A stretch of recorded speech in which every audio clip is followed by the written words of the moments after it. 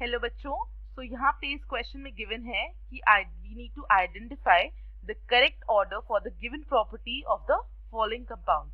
सो यहाँ पे हमारे पास डिफरेंट प्रॉपर्टीज दे रखी है for the given alkyl halides, that is boiling point and density, and हमें करेक्ट ऑर्डर चूज करना है। So let's start. सो सबसे पहले अगर हम देखें यहाँ पे जो की कॉन्सेप्ट यूज किया जाएगा, की कॉन्सेप्ट जो इस तरीके के क्वेश्चंस में यूज किया जाता है, that is basically intramolecular forces of attraction, right, IMF। सो इसके अंदर भी सबसे पहले हम चेक करते हैं हाइड्रोजन बॉन्डिंग। इसके बाद हमें चेक करना होता है डाइपोल इंटरैक्शंस, एंड इसके बाद हम बेसिकली मूव ऑन करते हैं टू वैन डर वाल इंटरैक्शंस और वैन डर वाल फोर्सेस। सो और इफ IMF जो है वो वैलिड नहीं होता for the given question, like अगर हम देखें हमारे पास जो गिवन क्वेश्चन है उसमें हमारे पास एल्काइल हैलाइड्स दे रखे हैं, हम यहाँ पे क्या यूज कर सकते हैं, molecular weight as a factor, जिससे हम डिफरेंशिएट कर पाएंगे for the given alkyl halides, molecular weight और मॉलिक्यूलर मास। सो यहाँ पे लेट्स बिगिन। सबसे पहले हमारे पास जो प्रॉपर्टी दे रखी है दैट इज बॉइलिंग पॉइंट। अगर हम ऑप्शन नंबर ए से स्टार्ट करें तो हमारे पास बॉइलिंग पॉइंट दे रखा है। सो बॉइलिंग पॉइंट के बारे में हमें एक चीज पता होनी चाहिए कि सिंस हम यहाँ पे कौन सा फैक्टर यूज कर रहे हैं, मॉलिक्यूलर वेट। सो मॉलिक्यूलर वेट और बॉइलिंग पॉइंट जो है वो डायरेक्टली प्रोपोर्शनल होते हैं। सो अगर हम बात करें molecular weight is directly proportional to boiling point, what does it mean is, अगर मॉलिक्यूलर वेट बढ़ेगा तो हमारा जो बॉइलिंग पॉइंट है वो भी क्या करेगा, बढ़ेगा।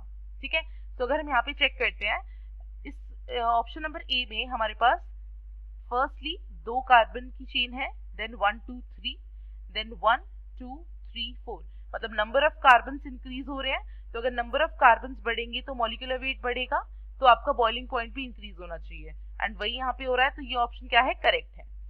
इसके बाद अगर हम सी ऑप्शन देखें, पहले हम बॉइलिंग पॉइंट देख लेते हैं। सो अगर यहाँ पे हम चेक करते हैं हमारे पास 1 2, देन 1 2, देन 1 2, यहाँ पे नंबर ऑफ कार्बन जो है वो सेम है, बट अगर हम यहाँ पे देखें ब्रोमीन जो है वो इंक्रीज हो रहा है, राइट। सो अगर ब्रोमीन इंक्रीज होगा तो भी आपका मॉलिक्यूलर वेट बढ़ेगा, एंड अगर मॉलिक्यूलर वेट इंक्रीज होगा तो बॉइलिंग पॉइंट भी इंक्रीज होगा।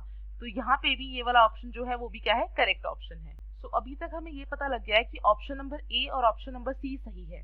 तो अगर अभी हम यहाँ पे सारे ऑप्शंस देखें, सो ऑप्शन नंबर ए जो है हमारे पास, यहाँ पे हमारे पास बी सी और डी दे रखा है, ऑप्शन नंबर ए गिवन नहीं है, तो ये इनकरेक्ट ऑप्शन हो गया बिकॉज यहाँ पे ए गिवन ही नहीं है। नेक्स्ट अगर हम देखें ऑप्शन नंबर डी भी इनकरेक्ट है बिकॉज इसके अंदर ऑप्शन नंबर सी गिवन नहीं है, एंड वी नो ए और सी जो है वो करेक्ट है।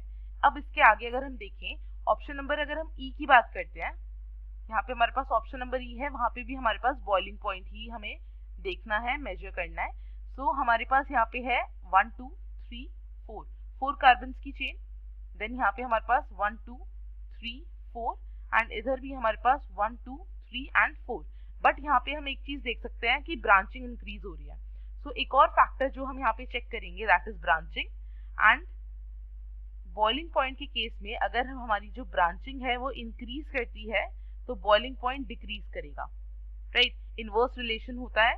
तो अगर हम यहाँ पे देखें कि ब्रांचिंग इधर इंक्रीज कर रही है, अगर हम लेफ्ट से राइट जा रहे हैं तो ब्रांचिंग हमारी क्या कर रही है, इंक्रीज कर रही है, तो बॉइलिंग पॉइंट डिक्रीज करना चाहिए।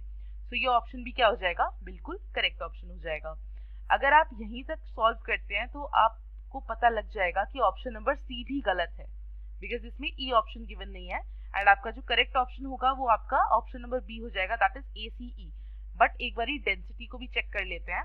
सो अगर हम बात करते हैं डेंसिटी की, तो डेंसिटी आप सभी को पता है, डेंसिटी क्या होती है, डेंसिटी का जो फॉर्मूला होता है that is mass per unit volume. Density is mass per unit volume.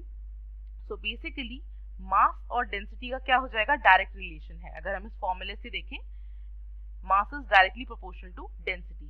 सो अगर हम इसमें चेक करते हैं ऑप्शन नंबर बी को, इवन दो हमें पता है वो इनकरेक्ट है, बट यहाँ पे हमारे पास जो नंबर ऑफ कार्बन है 1 2 1 2 एंड 1 2, राइट, बट हमें पता है क्लोरीन, ब्रोमीन और आयोडीन में क्लोरीन का मास कम होता है than bromine than iodine, right. So अगर यहाँ पे क्लोरीन पहले आता ब्रोमीन से तो ये करेक्ट ऑप्शन हो जाता, बट ये इनकरेक्ट है बिकॉज वो आगे पीछे हो रखा है, राइट। इसके बाद अगर हम ऑप्शन नंबर डी को देखें तो हमारे पास जो नंबर ऑफ कार्बन है 1 2 3, देन 1 2 3 एंड 1 2 3। यहाँ पे हमारे पास 3 कार्बन है सब में, बट अगर आप चेक करें यहाँ पे हमारे पास ब्रोमीन और आयोडीन दे रखा है, यहाँ पे सिर्फ हमारे पास ब्रोमीन है एंड इधर हमारे पास ब्रोमीन और क्लोरीन है।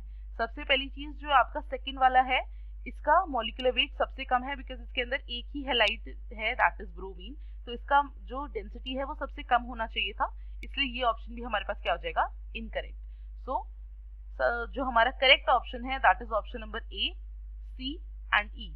सो जो ऑप्शन नंबर बी है हमारा वो बिल्कुल वैलिड होगा। सो इससे हम क्या कंक्लूड कर सकते हैं, therefore option number B is the correct option. Option number B that means जो आपका पार्ट ए है, पार्ट सी है एंड पार्ट ई है, वो क्या है, they are basically the correct parts. I hope you understood. Thank you very much and all the very best.